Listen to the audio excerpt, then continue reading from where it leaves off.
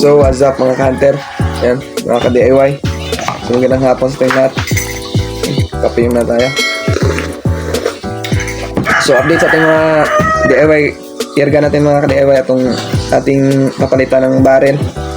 So, na-order natin yung barrel. Ayan. Brass barrel. 24 inches to mga ka-DIY. Ayan. So, try natin tong palitan. Tsaka, nakabili na pala tayo ng yung gamit para sa paggawa natin ng barrel. So, wala dito yung irga natin nandun sa bahay. So, may masking tape. Ito. Naka-DIY. Tapos, ayan. Hindi malilimutan natin yung fillet. Meteor. Try natin itong meteor mga ka-DIY. Okay ba siya tumama sa barrel natin. Saka ito. Drill bits. Bahala ng drill. Para pangbutas natin dito sa transfer port niya. Saka ito. Bahala ng threader. Saka shoes glue. Ay mga ka-hunter. So abangan niyo mga ka-hunter yung pagpalit natin ito ng barrel. Test-fire natin agad pag napalit natin to.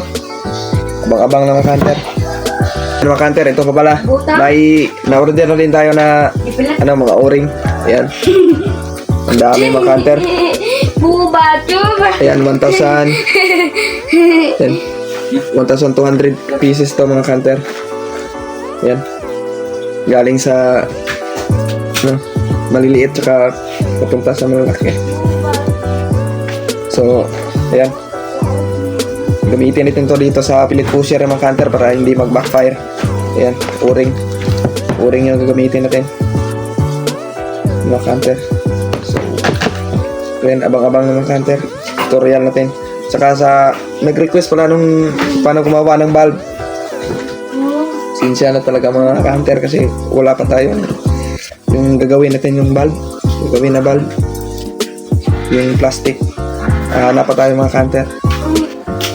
Abang-abang lang talaga mga ka-hunter. So yun lang muna mga ka-hunter. Abang lang.